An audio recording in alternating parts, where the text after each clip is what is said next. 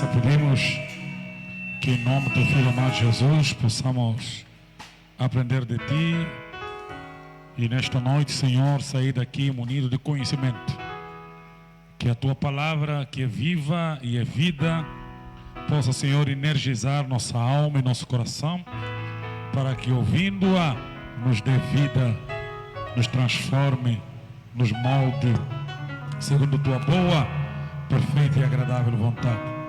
Fale conosco nesta hora, ensina-nos e aprenderemos, e viveremos e aplicaremos para a edificação de todos ao redor de nós e para o louvor do Teu sacro santíssimo nome, no nome de Jesus.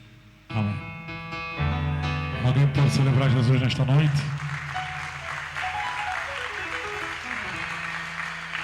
Rapidamente, nosso tempo já vai, vamos ler as nossas Bíblias em tome sua Bíblia, Novo Testamento, lendo a primeira carta de Timóteo, ou primeira carta a Timóteo.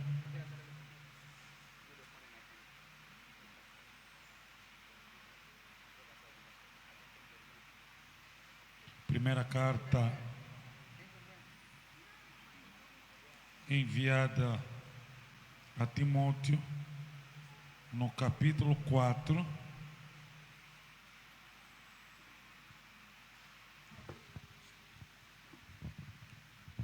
Primeira carta de Timóteo, capítulo 4.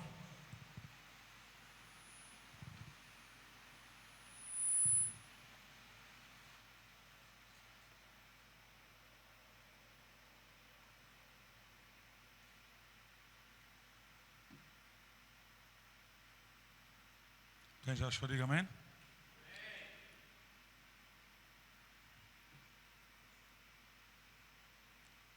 Vamos ler o versículo 6 até o versículo 13, amém?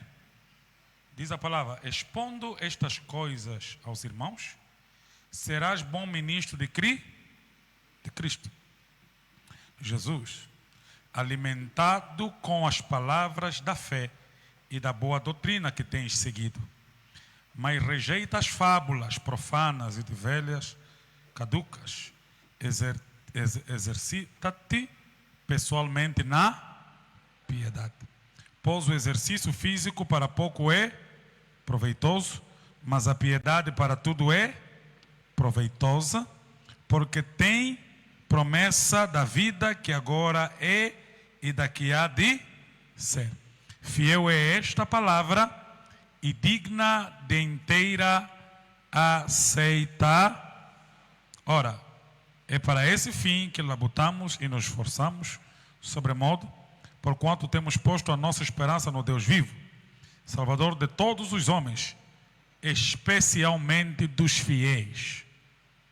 Ordena e ensina estas coisas. Ninguém despreza a tua mocidade, pelo contrário, torna-te padrão dos fiéis. Na palavra, no procedimento, no amor, na fé, na pureza.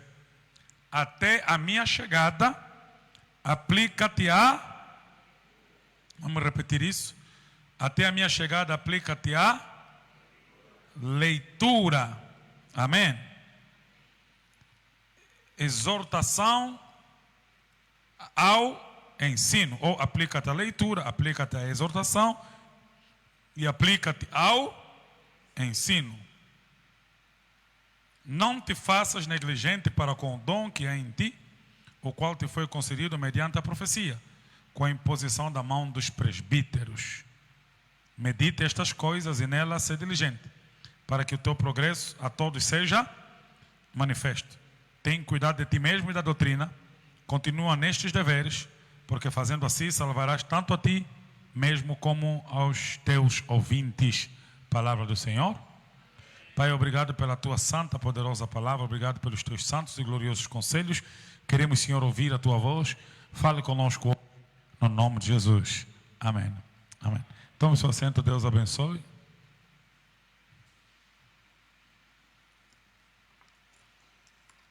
Amados irmãos, eu tenho me ocupado às quintas-feiras, ou nestas quintas-feiras, a falar sobre a importância de estudarmos a palavra, a importância de nos aplicarmos ao ensino bíblico, né? Os dias de quinta-feira são dias de estudo bíblico e nestes dias eu me propus a falar sobre a importância do estudo bíblico, né? Porque devemos estudar a palavra de Deus. E a primeira carta de Paulo a Timóteo é interessante porque ele é um incentivo claro, direto, de um pai a seu filho espiritual.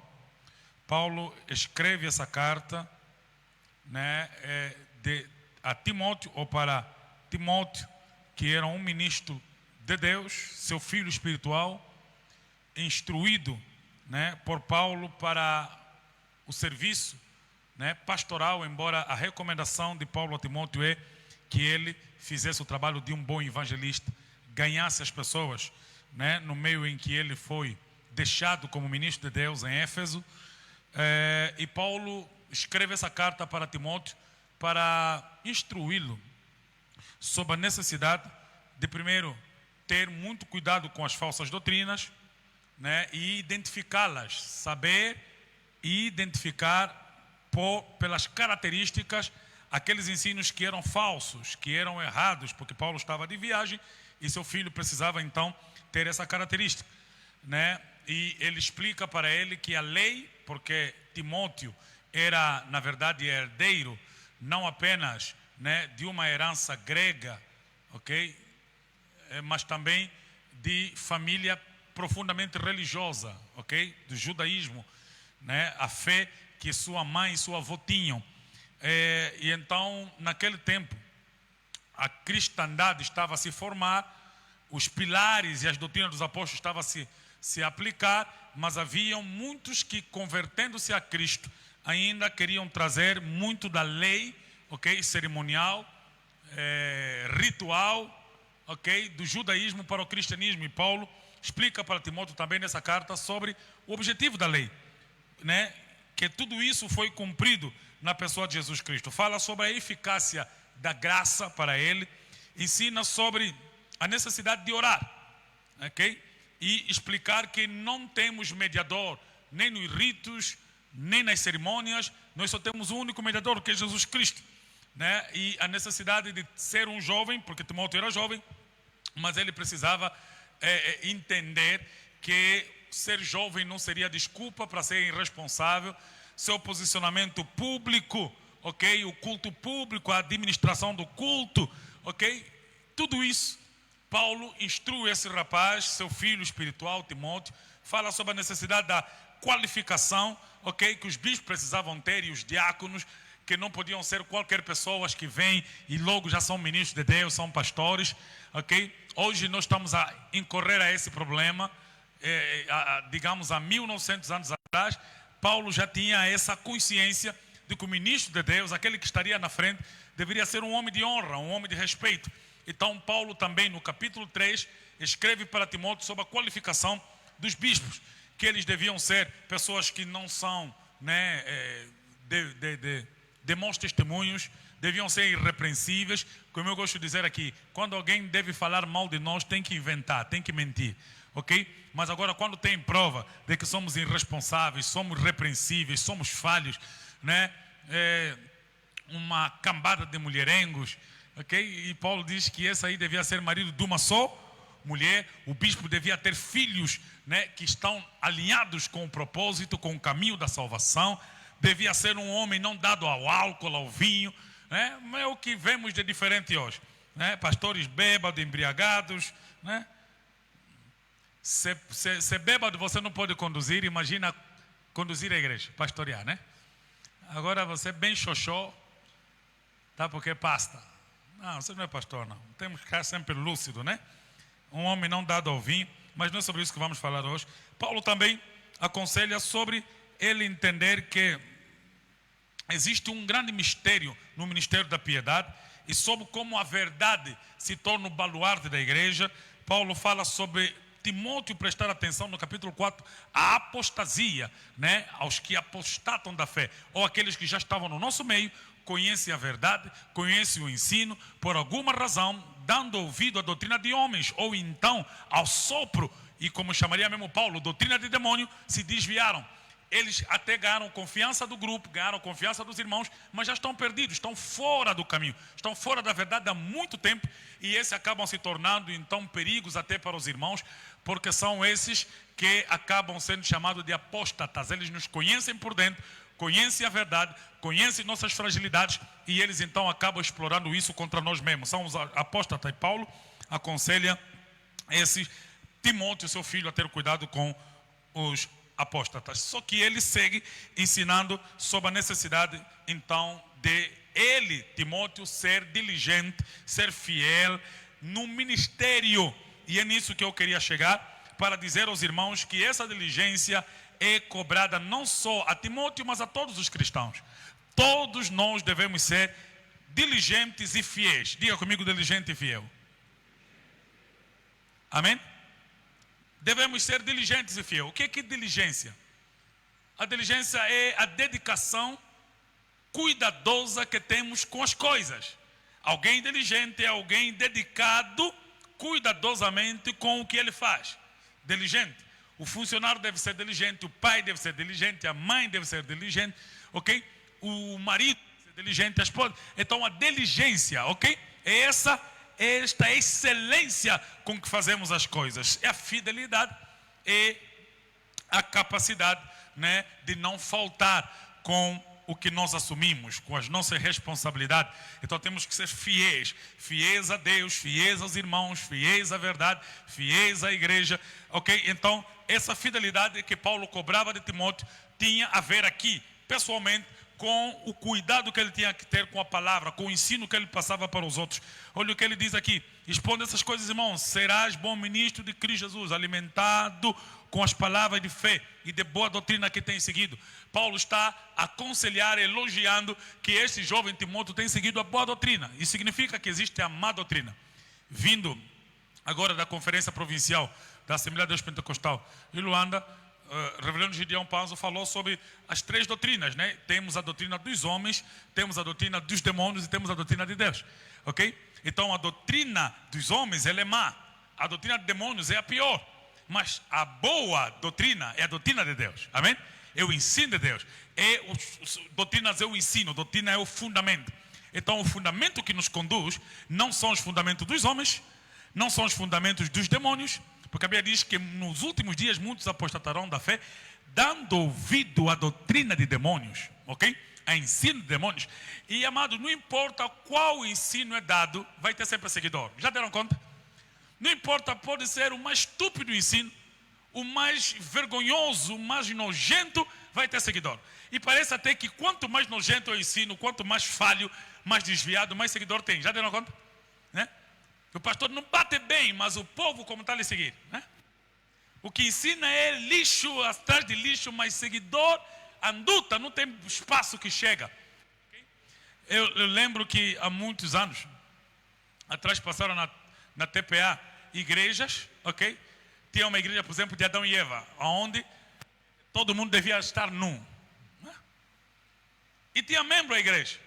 Ninguém pode entrar vestido, todo mundo nu, né? Chuta talalá. Sim, em piloto mesmo. Chegamos aí, tiramos a roupa, cada um vem aqui. Esse é o culto santo. A roupa é o pecado que trouxe. Adão e Eva só começaram a usar roupa depois de pecar. Então nós, como estamos em santidade, uau, que defesa maravilhosa, que profundo ensino. Então as pessoas, é bíblico, está aqui. Adão e Eva estavam nus, não se envergonhavam. É o pecado que trouxe vergonha. Vamos, não há vergonha. Todos os irmãos aqui, tudo nu, depilado ou não, né? Mas teve seguidores, ok? Então não importa qual ensino se traga, haverá seguidores, porque o próprio demônio que sopra isso por falso ministro também arrasa falsos crentes. Não temos apenas quem vende mentiras, temos também quem compra mentiras. Nós não temos apenas quem ensina mentira, nós temos quem aprende mentiras. Nós não temos apenas, né, os que ouviram a demônios para ensinar engano, mas nós também temos os que ouviram demônios para aprender engano. Por isso, quando você estiver no local não, mesmo que não seja aqui, aos que me ouvem, num local onde a verdade é apresentada, por favor, honre isso. Fique lá.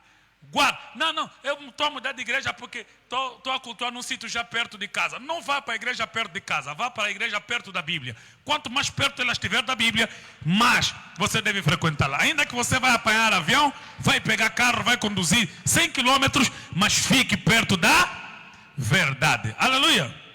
Fique perto do ensino da fidelidade, do ensino da santidade, porque sem ela ninguém verá Deus.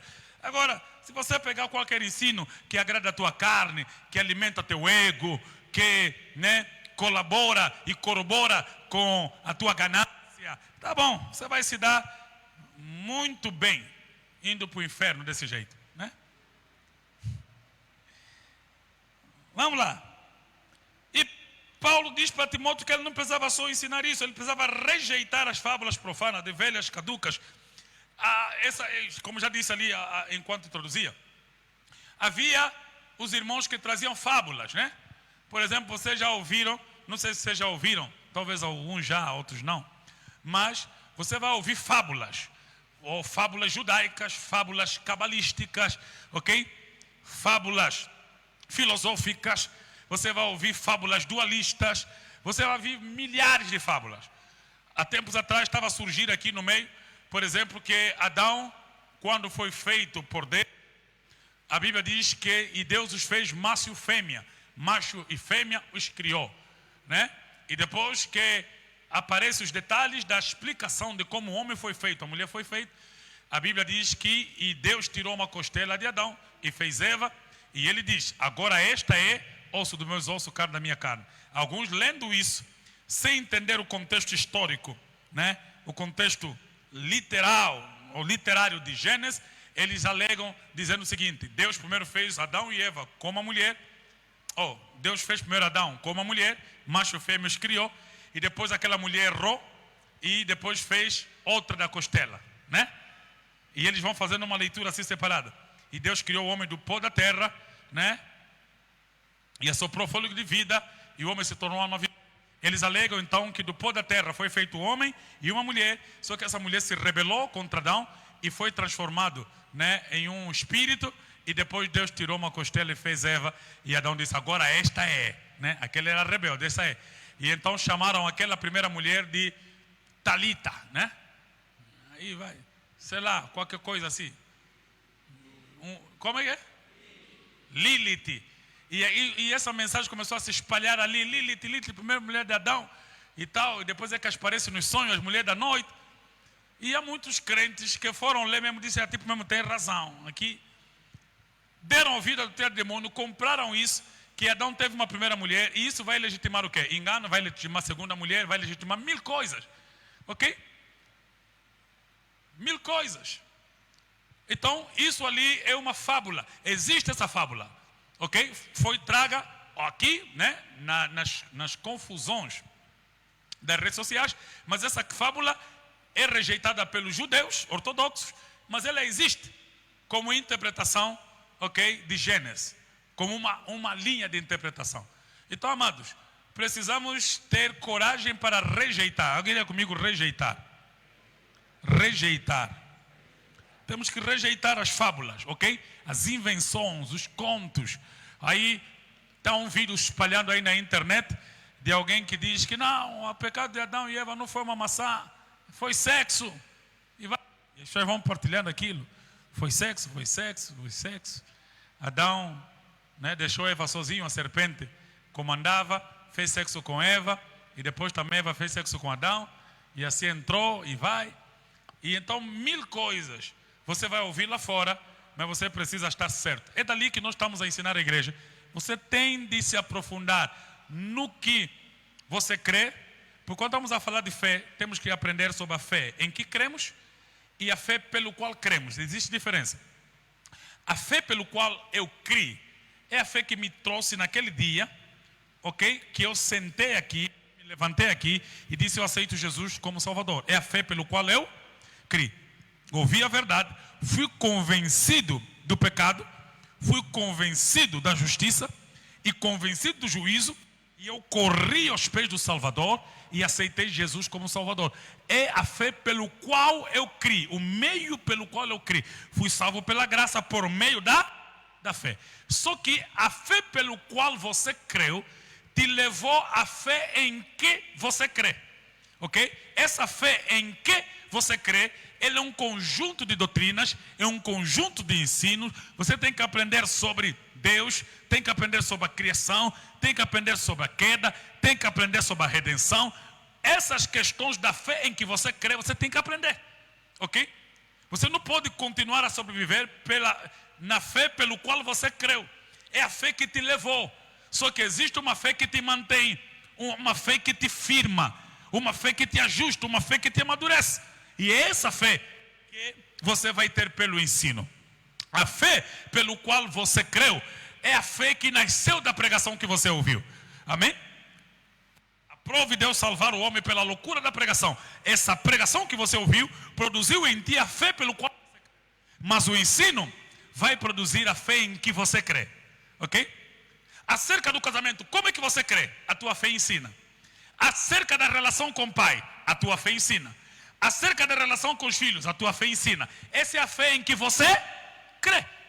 Se você só viver pela fé pelo qual você crê, o dia que te surgir assuntos relacionados com a vida, com o caminho, dificuldades, afronta, luta, você não tem base para suportar, você não tem base para enfrentar, você não tem posicionamento. Hoje está a chegar assunto sobre lesbianismo. Como é que você vai lidar com isso? Homossexualismo. Como é que você vai lidar com isso?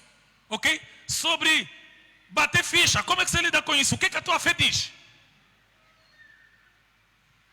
Falei de ficha. Está a levantar? Está a entrar uma ficha ou está a sair? Então, nós temos alguma resposta sobre os assuntos vários da vida. Amém? E isso aí não é numa pregação de 45 minutos. E a glória, agora você vai receber o poder de Deus. É que Deus está a meter poder num vaso frágil. Vai gastar poder à toa. Porque qualquer pancada vai quebrar, vai despejar o azeite todo.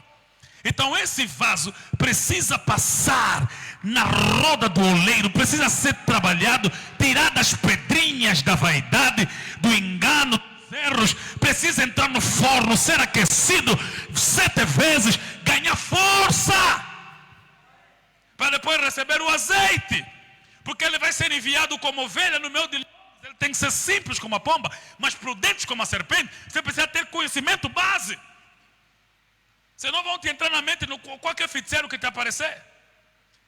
E não se engana nada que os pentecostais são, na maioria, os que não gostam de ensino. Vamos só falar culto de poder. Amanhã vamos fazer um culto de poder. Ninguém vai ficar de pé. Vai ver como vão vir. Como de vontade de cair. Vai ser forte. É melhor meter já colar. Mete já colar já. Para não dar as vergonhas. Porque amanhã, dia de ensino. Assim é só mesmo ensino, mesmo ler só. Só que no dia da pregação, no dia daquela exortação, eu posso apenas te dar peixe, mas é no dia do estudo que eu te dou uma cana para você aprender a pescar sozinho. Você aprende a pescar sozinho. Você consegue debater com alguém que tentar questionar a razão da tua fé. Amém? Então você precisa crescer na razão da tua fé. Aleluia. E para nós crescermos, Paulo explica como é que cresce. Exercita-te. Exercita-te pessoalmente na piedade. Faça exercícios pessoais. Amém. Sabe o que é exercitar? Exercitar é você ir para o ginásio com a barriga bem grande, braço a pesar, perna cansada.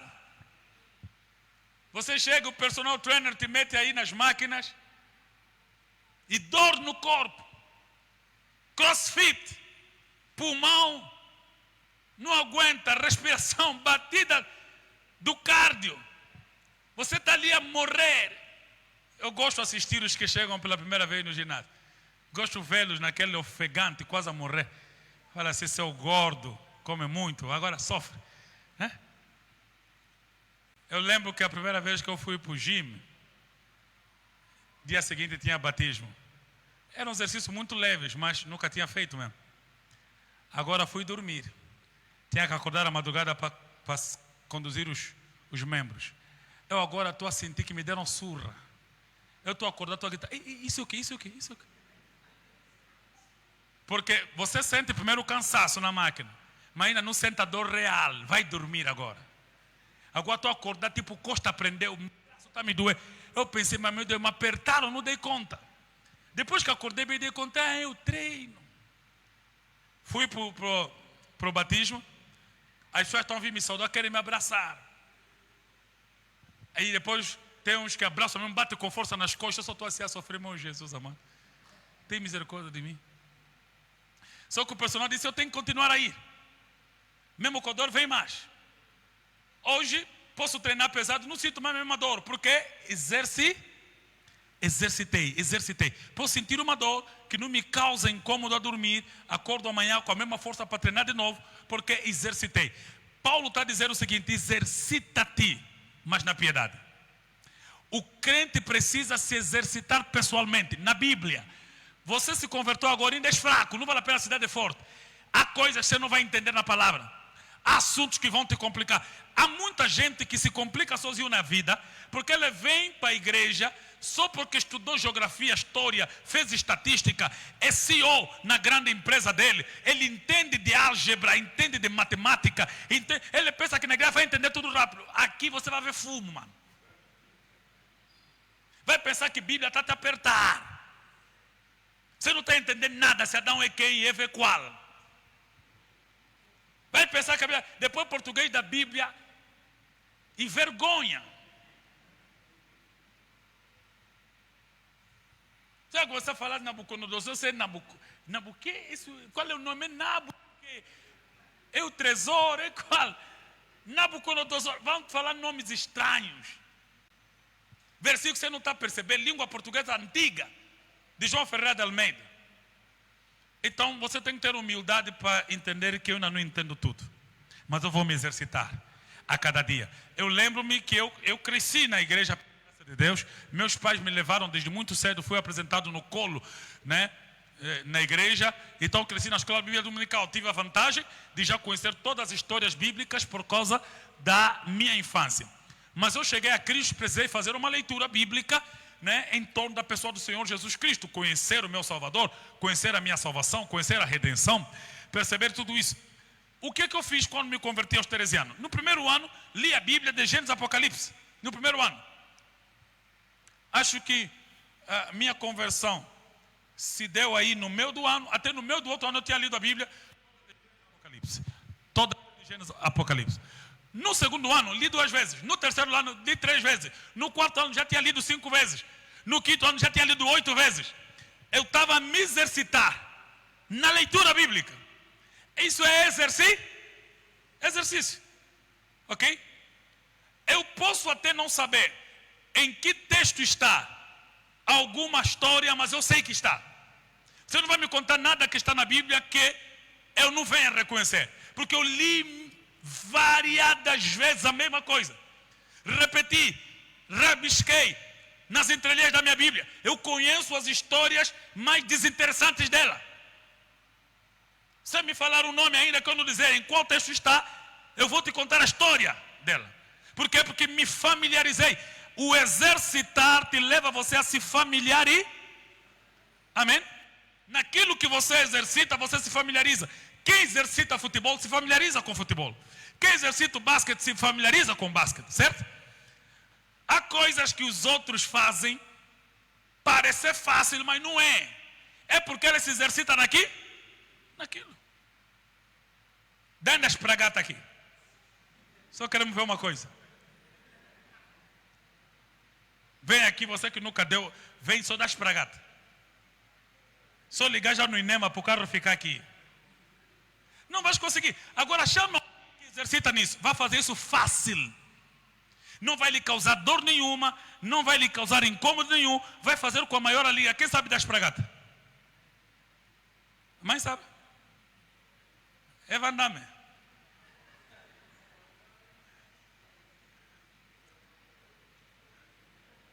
Van Damme, nos filmes que ele fazia, num deles ele fica com os pés em 2 caminhões. Os caminhões estão andando, ele está na espragata normalmente. Naquele tempo que nós íamos buscar as cassetes para assistir no vídeo, era admiração. Porque a espragata dele era mais do que espragata, porque ele inclinava. Deixava uma. Brutal. Mas não tenta. Nós tentamos nos bairros, nos pisavam bué, a chorar. Queremos aprender karatê. Alguns aprenderam, mas não como Van Damme. Então exercita. Aí você vê gente ali está a bater rápido os outros. A mão dele exercitou desde criança. Não vale a pena repetir aquilo. Hoje no jogo de MMA ou de boxe, tem um rapaz que quase não lhe toca o soco, ele esquiva tudo. Ele ainda brinca com os adversários, porque você tenta lhe dar 7 socos, ele esquiva todos. Eu, se fosse atleta, não gostaria de lutar com ele. Fala, tua luta é no Dubai com ele, fala, eu dispenso. Porque não adianta lutar com alguém que soco não lhe toca. Eu não vou lutar, pronto. Depois ele vai te dar você vai desmaiar. Não adianta. Mas se ele chegou àquele nível de esquivar, além até de Mike Tyson, é porque ele se exercitou naquilo. Naquilo que você se exercita, você se aperfeiçoa. Certo? Agora, o crente tem que exercitar a piedade. A piedade. Tem que exercitar a leitura bíblica. Agora, nós não gostamos de ler. E hoje nós estamos numa geração que lê muito pouco, se comparado à geração dos nossos pais, que tinham menos material. Você tem tantos livros, te oferece até Bíblia, tem audiobíblia, pode baixar Bíblia grátis, ok? Você pode passar o dia todo a ouvir Bíblia no teu auricular. Exercita-te. Amém? Estás a caminhar, estão a ler na tua conta no aplicativo. Por que eu devo me exercitar na piedade? A Bíblia diz, pois o exercício físico para pouco é proveitoso, mas a piedade para tudo é proveitosa, porque tem promessa de vida que agora é e daqui há de ser. Paulo está dizendo para Timóteo que exercitar fisicamente, isso é, comer bem, dormir bem, descansar no sábado, ir para o ginásio, jogar futebol, jogar basquete. O exercício físico para pouco é proveitoso. Proveitoso para quê? Para a nossa vida, ok? Vai te fazer bem agora. Vais ter um corpo bom, vais ter muita vivacidade, vais trabalhar sem se cansar, vais ter um shape bonito, mas também para pouco se aproveita. Porque você até pode comer bem, comer direito, tomar uma salada, né, pela manhã, no almoço um arroz com feijão, batata, né, peito de frango, depois no jantar mais uma salada, um chá, o corpo está a ficar bonito, está a comer direito, o pelo está bonito e te atropelam. É para pouco, é proveitoso, né? Morreste mesmo saudável mesmo, morreste mesmo saudável. Você está morrendo, mas a reclamar, poxa, me guardei para morrer mesmo, com 27 mesmo. Corpo bonito mesmo, caiu o avião, morreste sarado, saudável, com shape no lugar, para ficar bonito no caixão. Ou não? Para pouco é proveitoso. Mas a Bíblia diz, mas a piedade para tudo é, porque ela tem vantagem para a vida que agora é presente, mas também a vida eterna. Porque o crente que se exercita na piedade, quais são os proveitos da vida presente, da piedade? Primeiro, serás alguém que conhece Deus, a tua relação com as pessoas vai ser melhor, porque nós nos relacionamos com Deus também por meio do relacionamento que temos com as pessoas. Porque você não pode dizer que ama Deus que não vê, mas aborrece os irmãos que vê, ok? Tua vida livre de confusões, livre de problemas, não estás ali atrás de boa de dívida, boa de confusão, guerra, mágoas, rancor, ira, raiva, confusão, porque a palavra de Deus te coloca fora do ambiente da carne e te coloca no ambiente do Espírito. O que é que vai ser proveitoso para a tua vida presente? Viverás sendo uma pessoa boa, bondade é do fruto do Espírito, longanimidade, uma pessoa longânima, temperança, amém? Temperança é a capacidade de não se estressar à toa, não perder a linha, ok? Porque o ímpio não é temperado, certo? Falta sal, falta alho, não tem tempero nenhum. Não entrou tempero. O crente não, o Espírito tempera.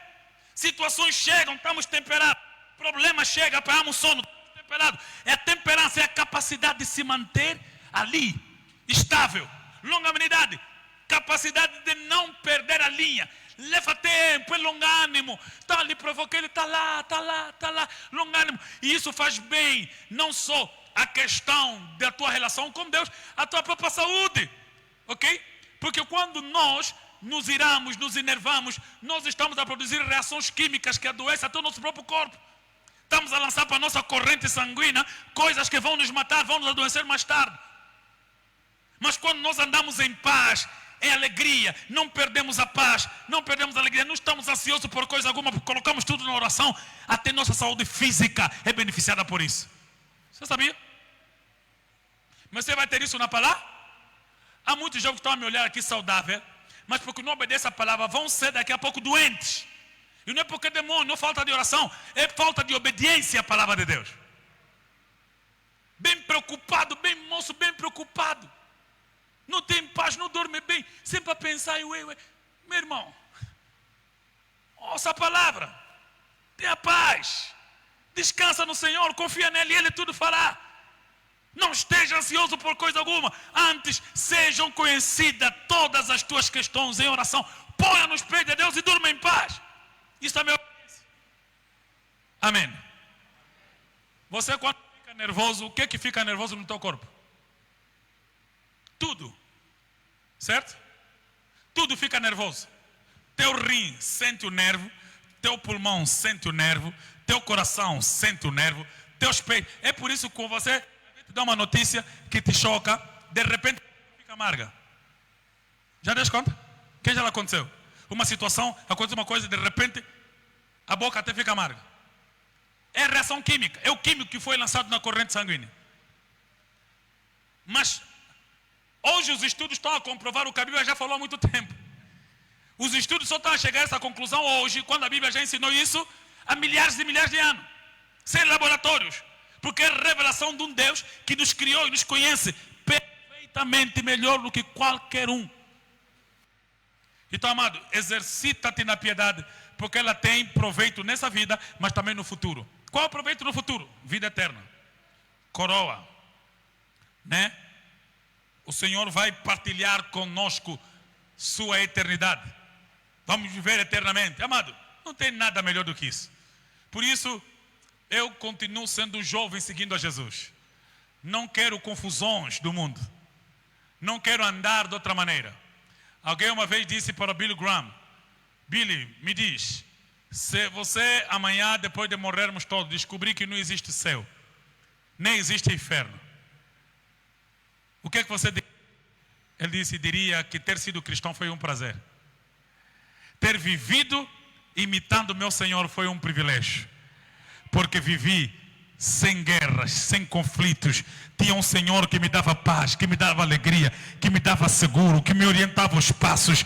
Não vivi de escândalos, não vivi de conflitos, não vivi ferindo os outros, não vivi senão perdoando os que me feriam. Eu vivi da melhor maneira possível. Ter sido cristão foi um prazer. Porque alguns só estão a tentar ser cristão com medo de não ir no inferno. Também não estão a viver bem. Para não ir só no inferno, vou só já ser da igreja. Para ir só no céu e brincar com o leão, a onça. Como se fosse para ir brincar com o leão e onça. Naquele jardim, maçã, laranja, no pomar, boi de animal, né? Esse é da sentinela, né?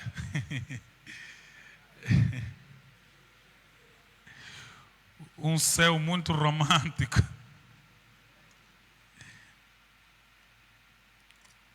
Então, para tudo é proveitosa.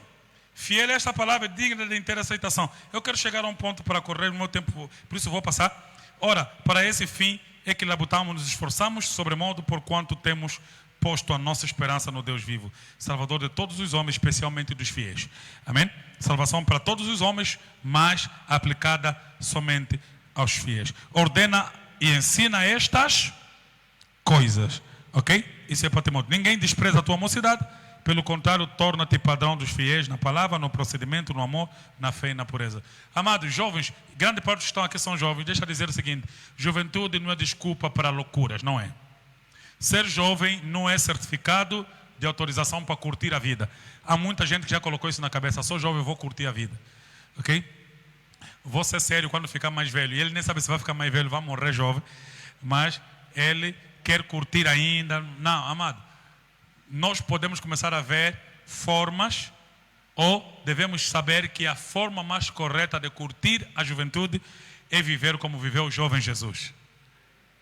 Jesus não virou velho, Jesus era jovem, e o jovem Jesus viveu de tal forma que mesmo aqueles que não lhe creem como Salvador, lhe creem como aquele que transformou a história para sempre, mudou as nações para sempre, estabeleceu princípios que transformaram nações para sempre, estabeleceu cultura, estabeleceu, política, estabeleceu um modo de viver que trouxe-nos até hoje como mundo. Por isso, o calendário gregoriano, ele é dividido entre antes e depois de Cristo. Antes e depois de Cristo, né? Platão viveu antes de Cristo. Mohammed viveu depois de Cristo. Ele ficou no meio para dividir a história de todo mundo. Porque antes de Cristo e depois de Cristo, teve Cristo para moldar, né, a cultura dos povos. Aí podemos dizer, islamismo também só veio a ser islamismo por causa do cristianismo. Há teólogos que afirmam que o islamismo, inclusive, é um filho mal feito do cristianismo. Ok? Porque Mohammed, casado com Khadija, que era neta de um cristão, é que fez Mohammed ter acesso ao, né, teísmo, esse monoteísmo, ou a existência de um único Deus, quando em Meca haviam vários deuses, ok? Aqui no Médio Oriente havia vários deuses. Mohammed teve acesso ao conhecimento cristão da existência de um único Deus, Deus de Abraão, de Isaac e de Jacó. Foi ali que ele começou a se separar para ir orar. Se separava porque ele era um jovem de 25 anos, casado com uma velha, uma senhora chamada Khadija, que era uma senhora muito bonita, que quando também era jovem, também era casada com um velho, e o velho morreu, lhe deixou com a herança, ela ficou rica. Casou com outro velho, o velho também morreu, lhe deixou rica. Só que ela ficou velha, casou com um jovem, ela morreu, deixou o jovem rico, Mohammed. Então Mohammed, como não trabalhava, tinha tempo de ir no monte e orar, porque a mulher dele tinha muito dinheiro. Então é aí que ele disse que teve contato com o mesmo anjo que apareceu a Maria, o anjo Gabriel, e começou a lhe ensinar o Alcorão. Então, só para você ver que, inclusive, o islamismo, que hoje, depois do cristianismo, a religião mais populosa, né, do mundo, depois do cristianismo, é, inclusive, né, filha mal feita, disse um certo homem, do cristianismo. Para ver que o cristianismo, ou Cristo, deixa colocar dessa maneira, dividiu a história e moldou-a para sempre. Então, vamos lá, ordene-se nessas coisas. Ninguém despreza a tua mocidade, jovem. Ninguém despreza a tua mocidade. A primeira pessoa que não deve desprezar a tua mocidade é você mesmo. Primeira pessoa que não deve desprezar a mocidade é você. Quando você se mete em prostituições, em bebedices, em noitadas, você está a desprezar a tua mocidade. Estás a lançar no lixo a melhor fase da tua vida. Depois você vai chegar numa fase do se eu soubesse, se eu soubesse, se eu soubesse. Então, essa é a fase certa para você colocar as coisas no lugar, certo? Está aí o nosso mais velho da sala, pastor Samuel, é um jovem que cresceu em Cristo. Está aqui sempre vívido, vindo de lá, do Luanda Sul, para aqui, sempre na energia, na força. Por quê? Porque ele decidiu viver a juventude dele para Cristo. Imagina se ele ficasse aí, boi de damas, boi de filho espalhado, nem podia estar aqui, já ia morrer. Se não morresse, ia estar morto aqui. A oferecer migalhas para o Senhor salva, me ajuda, boi de dor de coluna, câncer da próstata, está no culto, estão lhe ligando nos filhos da terceira mulher, pai, não pagaste escola, está lhe ofendendo o filho da segunda, amado. Há pessoas que andam a arranjar problema que não sabem. Estamos em Cristo, fica bem, estás em Cristo, glorifica. Meu pai é assim, só lhe ligam nos filhos da mulher dele mesmo. Não tem mais terceira, quarta, quinta. Nunca deu certo já. Pode ser na casa de Davi, o homem segundo o coração de Deus. Davi viu fumo. Homem de Deus, servo do Altíssimo. Deus me mulher olhou bem. Aí que tem X mulher, tá bom. Esse homem segundo o meu coração. Mas as coisas que você vai viver segundo o coração do diabo, sentirás. Davi sentiu. Absalão quis lhe matar, lhe perseguiu, lhe tirou do trono. Filho dele. Filho de uma mulher, o primeiro que podia ser herdeiro, matou, dormiu com outra filha dele. O irmão dessa filha dele ficou nervoso, matou outro filho dele. E como ele ficou confuso, lhe perseguiram nesse filho que matou o filho dele. Confusão à toa, tudo porque se meteu a fazer coisas que não devia. Eu sou um grande homem de Deus, sou um ministro do Evangelho. Mas se você se meter a fazer coisas fora da doutrina, você vai viver as consequências dela. Não importa quem você seja. Confusão virá. Amém? Confusão fará o quê? Virá. Moisés tinha lá a dama dele aí, depois conheceu uma negra, não aguentou. O tirado das águas quis entrar na água. Ele agarrou uma negrota lá. Arão lhe chamou e disse: "Ô Moisés, você não pode ficar com a senhora." Moisés, você quer confusão? Miriam também veio. Confusão com o irmão menor. Porque Miriam e Arão eram mais velhos de Moisés. Miriam é que controlou o cesto de Moisés. É a mana. Ralhete. Deus também entra na confusão. Vê?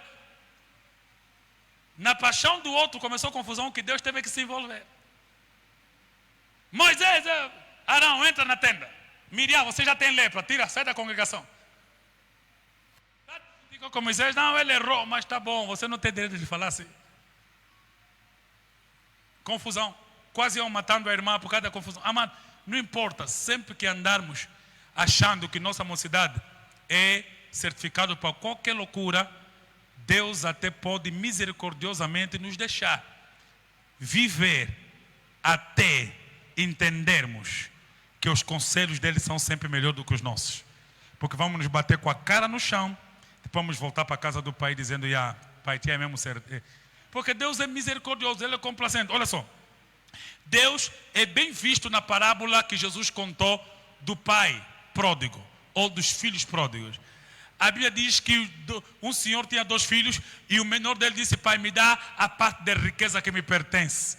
E o pai, ajuntando a riqueza, repartiu entre eles. Vê só como é que Deus é. Aí estás a pedir que o corpo é teu, né? Que a cara é tua, né? As ancas são tuas, né? E a altura é tua, né? O dinheiro é teu, né? Queres ir curtir, né? Tá bom, vai. Deus não te agarra, Ele te deixa. E você se dá sozinho, para depois você voltar: "Senhor, vem, já aprendeste, vem, entra. Esse meu filho estava morto e reviveu. Tinha se perdido e foi achado." Deus nos trata todos assim. É por isso uma das partes da oração que eu mais gosto é: "Senhor, segura a minha mão, não me deixa cair em tentação." Porque se o Senhor não me segurar, eu sou maluco. Depois nasce é maluquices. Se o Senhor não segurar a minha mão, eu vou ir longe. Vou fazer coisas que não se fazem. Por isso, Jesus já disse, quando nos ensinou: "E vós orareis assim: Pai nosso que está nos céus, santificado seja teu nome, venha o teu reino. Seja feita a tua vontade na terra como no céu. O pão nosso de cada dia nos dá hoje, perdoa as nossas dívidas, assim como temos perdoado os nossos devedores. Não nos deixe cair em tentação. Segure as minhas mãos. Não me deixe cair em..." Essa parte da oração, essa parte da oração tem que ser feita bem. Porque se o Senhor não me segurar, vamos repetir as loucuras que estão acontecendo no mundo. Um número de mulheres que estão a beber já está a ganhar homem. Das que estão a trair também, já empatou. É mulher trai homem, é homem trai mulher. É papoite fica com 14. É a 14 também, arraba papoite dele. Quer dizer, o avô a namorar com a neta.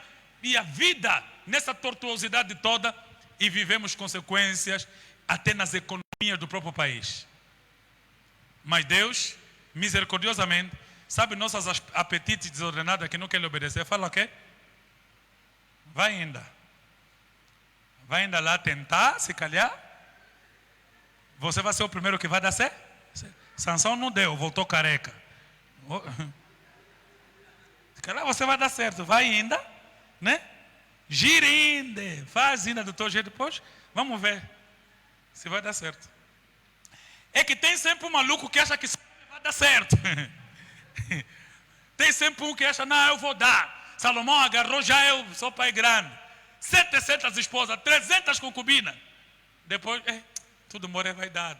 Vaidade, tudo é vaidade. Já tive mulher, já tive carros, já tive, mas final descobri que tudo é bem velho, bem pregador. Ficou bem pregador, Salomão. Depois ficou poeta. Oh, Sulamita, tu és uma entre as milhares. Já lhe fatigaram nas 1000. Agora está falando, tu és uma. Tinhas que aprender isso cedo, que só vale uma. Agora tu és uma entre as milhares. Provaste as milhares, agora deixa contar que é só uma que dá certo. Mas como vocês não querem me ouvir, vão ainda. Vão. Testam ainda vocês. Depois nos explica se dá certo. Alguns estão mesmo assim, não, vou ainda aí. Mas Deus está dizendo. E aqui diz o seguinte: até a minha chegada paro aqui. Aplica-te a leitura, a exortação e ao ensino. Aplica-te o quê? A leitura. Vou rapidamente dizer, amado, que nós precisamos entender. Por exemplo, Colossenses 3,16 diz o seguinte: que a palavra de Cristo habite ricamente em vocês.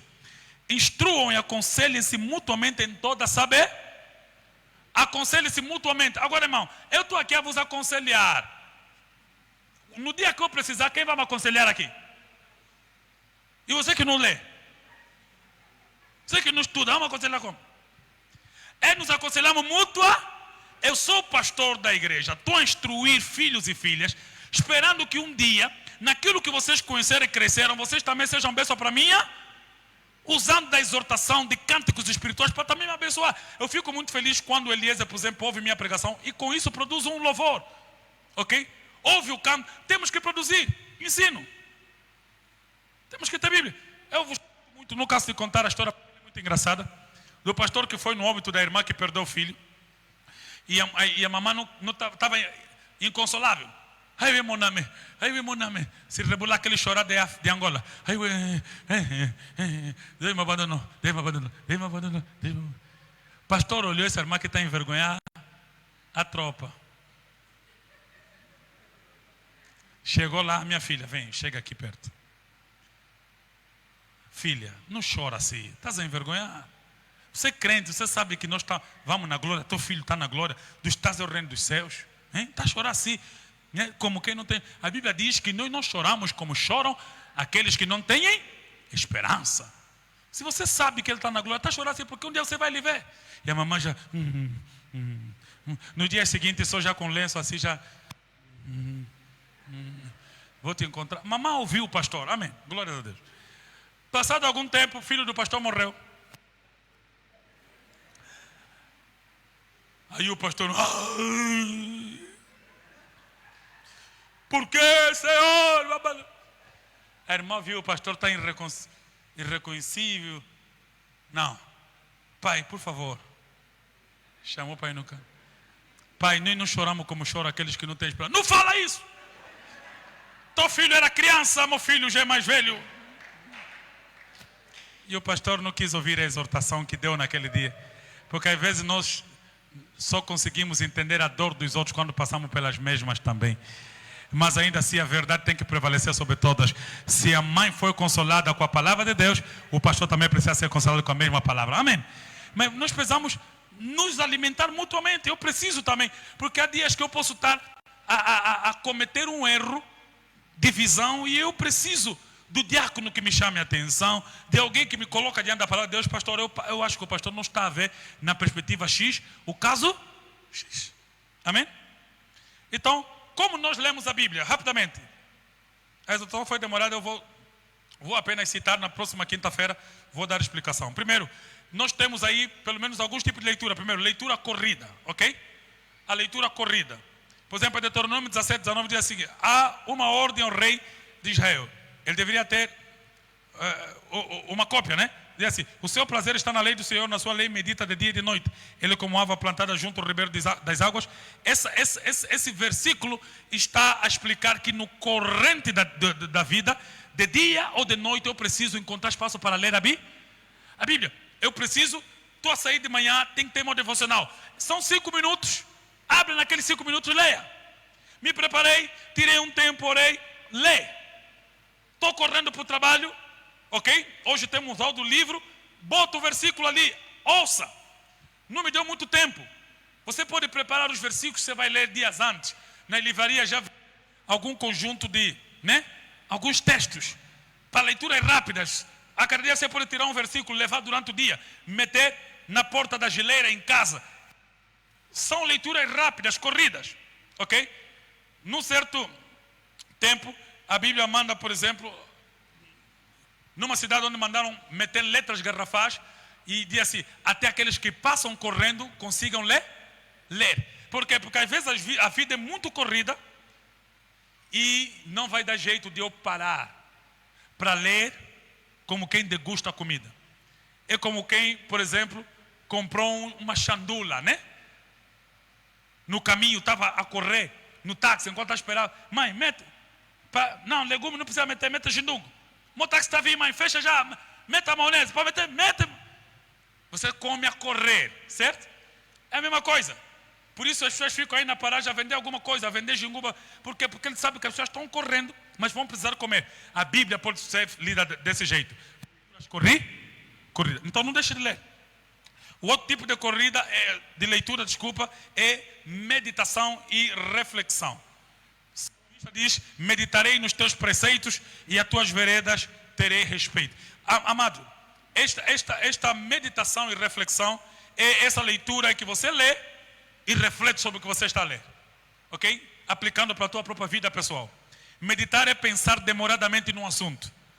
É pensar reflexivamente no assunto que você está a ler. Isso é meditar. Ler é diferente, meditar é outra coisa. Leitura rápida, faça. Mas tem que ter momento para ler e refletir no que você está a ler. Isso chama-se meditação. Agora, diferente da meditação e reflexão, é estudo. Aí vai envolver pesquisa. Você vai ter que correlacionar o versículo que está a ler com um versículo que concorda com esse texto, ok? Você vai ter que fazer perguntas ao texto, o que, porquê, quando, como, ok? Isso já se chama estudo. Em João 5:39 fala sobre examinar as escrituras. É diferente de leitura rápida, é diferente de meditação, isso é investigação, exame. Amém? Então temos aqui leitura, meditação, estudo ou exame, Examinar. E aqui podemos pegar alguns nichos. Aqui o estudo do contexto histórico, do contexto geográfico, ok? Tudo isso ali, eu vou na próxima quinta-feira me aprofundar nesse aspecto para os irmãos entenderem como é que se faz esses estudos. Amém? Mas persista em ler. Amém? Ler. Paulo diz o seguinte, persista em ler, mas o quê? Persista em ler, mas exortar, mas ensinar. Então, para quem lê, ainda que rapidamente, está a obedecer esse conselho de Paulo. Para exortar, eu preciso conhecer. Eu preciso meditar. Eu meditei no assunto, concluí o assunto, eu posso exortar acerca dele. Agora, para ensinar, eu preciso estudar mesmo. Eu preciso me aprofundar. Eu preciso questionar o texto. Eu preciso trazer a explicação do texto ao povo. Eu preciso trazer a aplicação. Pastor, eu acho que estudo mesmo fica só para vocês. Não. Eu sou pastor nessa igreja, mas o pastor da tua casa é você. Você tem que ensinar a tua esposa. Você tem que ensinar teus filhos. Você tem que ensinar quem visita a tua casa. Amém? Todos nós temos que nos aprofundar na palavra de Deus, porque cada um de nós, a nosso nível, é um pregador do Evangelho e é um nato ensinador do Evangelho. Amém? Você sabia que nas Europa, nas Américas, há crentes que fazem teologia, não é para ser pastor nem pregador, é só para conhecer as Escrituras. Estudam mesmo só para conhecer. Então, crentes, estudem, se aprofundem. Cada um saiba segundo a medida da sua fé, mas saiba que Deus ricamente possa nos abençoar. Vamos colocar em pé. Fale com Deus agora. Diga, Senhor, eu quero amar leitura, eu quero amar a meditação, eu quero amar o exame das Escrituras, eu quero amar o estudo. Estamos em oração, fale com Deus.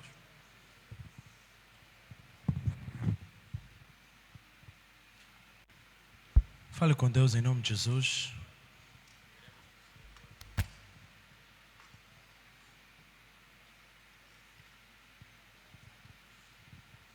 Continue a falar com Deus, fale com o Senhor.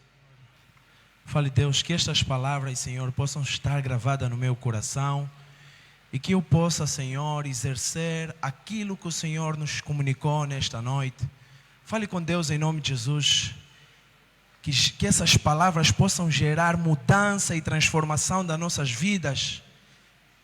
Oh, aleluia. Que você seja um homem, uma mulher dedicada à leitura, à exortação, à doutrina de Cristo Jesus. Fale com Deus em nome de Jesus. É você que está a orar por essa palavra. Que esta palavra possa mudar a tua vida, mudar o teu pensamento, mudar as tuas atitudes, mudar o teu comportamento.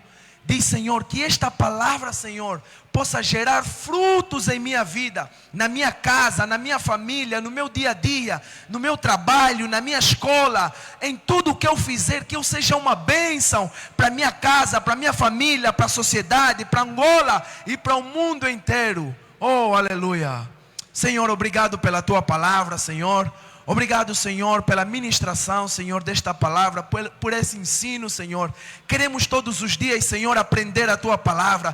Queremos todos os dias, Senhor, refletir na tua palavra. Queremos todos os dias meditar na tua palavra. Uma meditação, Senhor, corrida, uma leitura, Senhor, uma reflexão, Senhor. Senhor, ajuda-nos, ó Deus, apesar, Senhor, das preocupações, Senhor, apesar da correria do mundo, do trabalho, Senhor, ajuda-nos, Senhor, a ter tempo, Senhor, de busca, de meditação, Senhor, na tua presença, ó Deus, que nada nem ninguém, Senhor, nos pode roubar esse tempo de comunhão, esse tempo, Senhor, de intimidade contigo, Senhor. Pai, obrigado pela tua palavra, obrigado, Senhor, por essa lição, obrigado por esse ensino, Senhor. Queremos, Senhor, na quinta-feira estar aqui, Senhor, mais uma vez para aprender contigo, Senhor. Obrigado, Senhor Jesus Cristo, e nós te damos graça, Senhor, porque tu és bom. E a igreja que crê diz amém. Aplauda bem forte o nome do Senhor Jesus. Aleluia. Aplauda mais forte o nome do Senhor. Glórias a Deus. Estamos no momento ofertório. Os balaios que estão aqui em frente, os gasoflácios, vamos abençoar o pastor, né, pela palavra, e vai passar o balaio da recolha da igreja. Amém? Deus em Cristo Jesus abençoa. Banda com oportunidade. Aleluia.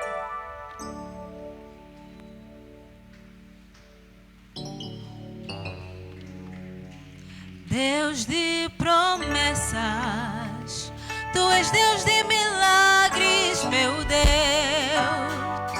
Oh, meu Deus. Oh, meu Deus. Deus de promessas, tu és Deus de milagres, meu Deus. Oh, meu Deus. Oh, meu Deus, tu és Deus de